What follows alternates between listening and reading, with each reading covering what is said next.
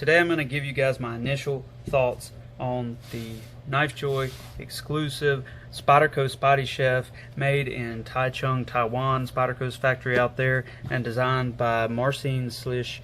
You can see his maker's mark right there, Taichung, Taiwan. Spyderco LC200N blade with a blue anodized titanium frame lock, and that is the exclusive part of this. This is exactly the same as the original Spydiechef design, except for it has a blue anodized handle instead of the standard gray B-blast type finish. So let's get into this quickly. Just want to run down my initial thoughts and try to keep this a relatively short video. So yeah, let's get into it. Marcin is a custom knife maker who has several collaborations with Spyderco. This is Spyderco's iterations of his custom knives. That's what this is. And you know, they're all the ones that he's done so far have been really popular. Especially this one and the Slish Bowie, which is discontinued but sells for exorbitant amounts of money on the secondary market. Crazy amounts of money. I've seen them go, I think they were originally $300 new, and they go for like, you know, $600-700, maybe even more sometimes. Just crazy amounts of money. But this one is still in production, so you can pick these up. You can pick up this exact one at Knifejoy for $234, or you can pick up the original one for the same price at other places. And you're looking at a 7 3/4 inch knife overall, with an LC200N sheep's foot style blade and a Reeve integral lock titanium frame lock. And this is a knife designed as a folding chef's knife or a folding food prep knife, and is completely corrosion proof almost, aside from the blade steel not being 100% corrosion proof, but very close. LC200N is a steel designed by NASA to be a highly corrosion resistant, wear resistant steel. It's usually heat treated and hardened to around 58 to 60 HRC, and gives you edge retention similar to something like VG10, between VG10 and S30V, I would say. Very high impact toughness on this steel, but it is easy to deform it at the edge. It's easy to damage the steel, just not easy to fracture it. So check out my video on strength versus toughness if you want a demonstration of that. It's on my channel. If I remember, I'll leave a link in the description. But essentially, it's a completely corrosion resistant knife, and some people's favorite blade steel. So checking this out, looking at the blade, this is just a standard sheep's foot style blade. Honestly, it's just angled a little bit different on the handle, which makes the design look so unique. And it's sort of angled like that so you can have your hand underneath it but still use it on a flat surface as a food prep knife. If we look at this blade, you see everything's nice and chamfered on the spine, the hole as well, due to, I would say, Taiwan getting some complaints about the sharpness of their hole. They've decided to start chamfering them, so I'm sure a lot of people will be happy with that. Nice beautiful satin finish on the blade, which is a little bit of a change of pace from what Marcin normally does. Normally he does like a sort of stonewash mirror finish on his blades, and this blue anodization, let me say real quick, you see how it almost looks gray? That's from the oil off of my hands. If I were to take like a magic eraser and wipe this down, that bright blue would pop out. So if you see these where they almost look gray, that is the reason. It's just the anodization and the oil off of their hands and dirt and things making it turn this color. So just thought I would throw that out there real quick.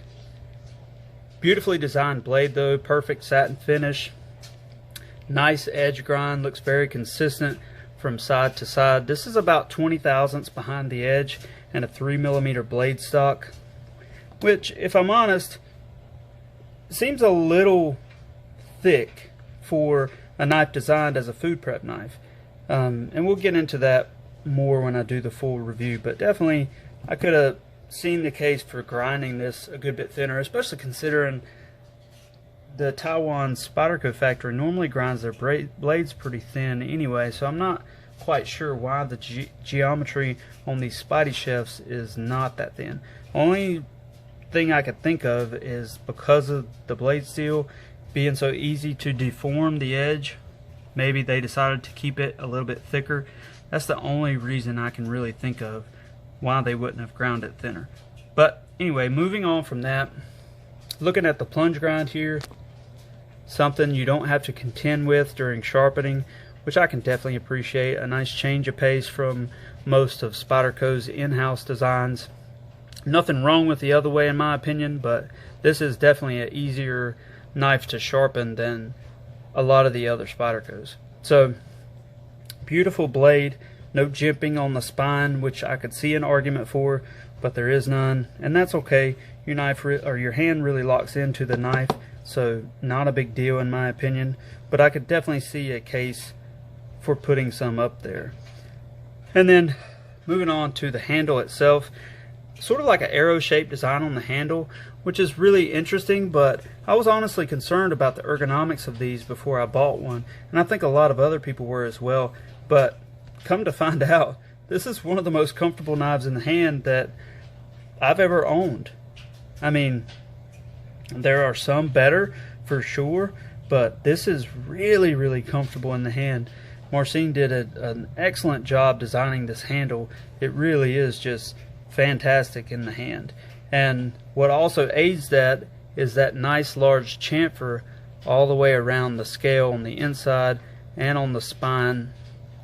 Just some really good milling work, and it makes this really comfortable. Even if you're using a lot of pressure on the knife, it's not going to dig into your hands like, say, a Paramilitary 2 would, with those really sharp corners on there. So I can definitely appreciate that fact. All the milling work on this handle is just done and executed beautifully. The counter bores for the screws are milled deep enough to where the screws set inside the handle, so you don't have to worry about rubbing that coating off of them. If you look at the opening hole there for the lock bar, it's kind of small if I'm honest, but they've milled a nice flat right there on the lock bar, which makes it really comfortable to jam your finger into and, you know, unlock the knife. Talking about this hole though, if we look at this knife in the closed position, this is probably the most beautiful knife I've ever seen in the closed position. The lines and everything just line up perfectly, and it's a unique shape and just a really, really good looking knife in my opinion. I can't think of another knife on the market that looks this good and unique in the closed position. It's just perfectly executed, and that hole matches up with the cutout for the lock bar, which is very interesting and cool, a nice little feature. But when you go to flick this out, you're going to run your thumb into the corner of that hole or that cutout, so you'll have to get used to that. Not a big deal, but definitely something I feel like I should mention. And then, you know, I honestly wouldn't have minded seeing it cut out a little bit bigger. I wouldn't have hated that. It would have sort of messed up the aesthetic a little bit, but it would have been much more comfortable to disengage the lock as well as flick out the blade. But honestly, it's not that big of a deal, and I almost can appreciate the aesthetic over doing that for comfort, just because it does look that good. Very interesting design in my opinion. And then moving on up here to the end of the handle, you see you've got this nice milled flat right here, this little angle at the end of the scale, so gives your fingers a nice place to rest for a forward pinch grip to do a little chopping. So that's very, very cool. The cutout for the pocket clip looks extremely well done. Nice and chamfered all the way around the edges. Just beautifully machined. The work on this is just phenomenal, and I am a machinist, so I can tell you when things are done right, and this absolutely is. So beautiful handle. Really, really digging this. Everything has been thought out and executed perfectly, and it's just a beautiful design, guys. T6 Torx bit screws for the standoffs. You got 3 standoffs, which I kind of feel like is a little too much maybe. Definitely could have got rid of one of them at least, and that would have been okay in my opinion. T8 for the pivot, and then you've got this lanyard tube here. Hopefully you guys can hear it rattle in there. Honestly, I wouldn't mind them getting rid of that. I don't see a purpose for it. The cutting edge is not going to run into your lanyard if you have one in there. It's not that close to it, honestly. So they could definitely get rid of that, and that wouldn't be a big deal in my opinion. Everyone I've ever heard of shakes like that, so I definitely could see a case for getting rid of that. And then my one main criticism for this, and then I'll end this initial thoughts video, is the lock bar engagement on this knife is sitting at about 75-80%, which is just entirely too far over, in my opinion, for a brand new, almost $250 knife with no steel insert. That is a huge red flag for me, considering how expensive this is, and just the fact that if they would have put a steel insert in here, it would have wore a lot slower. But even if you want to go without it, just for the corrosion resistance of not using one, you could have made this lock bar engage right here. And you know, you might think that that's a petty criticism, but honestly, for a knife that costs this much money, I don't think that it is. That is something that really worries me about this, and I'm just concerned that, you know, very quickly that this is going to wear all the way over, and I'm going to be left with a lock bar that's touching the opposite scale and going to develop a lot of blade play and have to send this back in for warranty repair. So that is my ultimate main criticism of this knife, is that, and this is actually a replacement. I sent the other one back to try to get one with an earlier lockup, and I guess either they just dropped the ball on it, or they didn't care, or somebody messed up. I don't know what happened, but this one has the same amount of lockup engagement as the one I sent back originally. So not a good thing in my opinion, but I'm not going to try to send this one back again. I'm just going to deal with it and see how it works, and if it really does completely run over, then I'll just send it back for warranty repair or replacement. And then, you know, the cutting edge not being super thin behind the edge is not a concern, but something I could have seen as a design feature.